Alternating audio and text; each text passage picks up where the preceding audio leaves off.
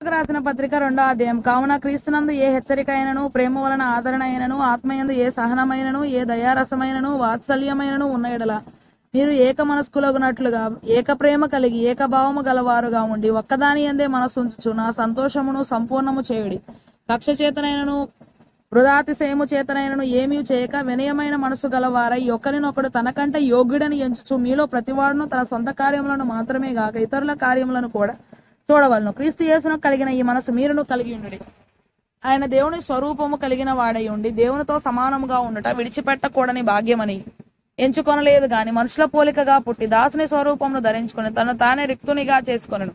మరియు ఆయన ఆకారమందు మనుష్యుడిగా కనబడి మరణము పొందునంతగా అనగా శిలువ మరణం పొందునంతగా విధేయత చూపిన వాడై తను తాను తగ్గించుకున్న అందుచేతను పరలోకమందున్న వారిలో గాని భూమి మీద ఉన్న వారిలో గాని భూమి క్రింద ఉన్న వారిలో గాని ప్రతివాని మోకాలను యేసునామమున వంగునట్లును ప్రతివాని నాలుకయు తండ్రి అయిన దేవుని మహిమార్థమై యేసుక్రీస్తు ప్రభు అని ఒప్పుకొనున్నట్లును దేవుడు ఆయనను అధికముగా హెచ్చించి ప్రతి నామమునకు పైనామమును ఆయనకు అనుగ్రహించును. కాగా నా ప్రియులారా, మీరు ఎల్లప్పుడూ విధేయులై ఉన్న ప్రకారము నా ఎదుట ఉన్నప్పుడు మాత్రమే గాక మరి ఎక్కువగా నేను మీతో లేని ఈ కాలమందును భయముతోనూ వణుకుతోనూ మీ సొంత రక్షణను కొనసాగించుకొనుడి.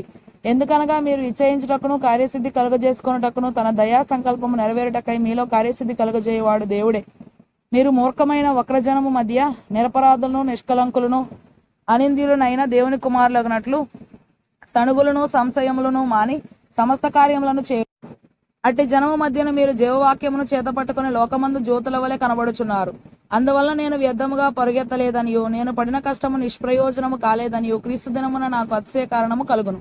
మరియు మీ విశ్వాస యాగములోను దాని సంబంధమైన సేవలోను నేను పానార్పణముగా పోయబడినను నేను ఆనందించి మీ అందరితో కూడా సంతోషింతును. ఇటువలనే మీరును ఆనందించి నాతో కూడా సంతోషించుడి.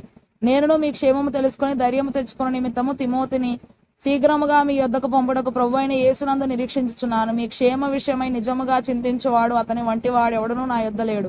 అందరూ తమ సొంత కార్యములనే చూచుకొనుచున్నారు గాని యేసుక్రీస్తు కార్యములను చూడరు.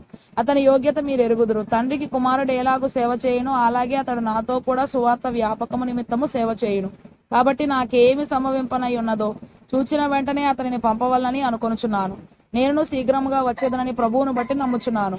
మరియు నా సహోదరుడును జతపనివాడును నా తోడి యోధుడును మీ దూతయు నా అవసరమునకు ఉపచరించిన వాడునైన ఎపఫ్రోదితును మీ వద్దకు పంపుట అగత్యమని అనుకుంటుని. అతడు రోగి ఆయనని మీరు వింటిరి కనుక అతడు మిమ్మల్ని అందరినీ చూడ మిగులు అపేక్ష గలవాడై విచారపడుచుండెను.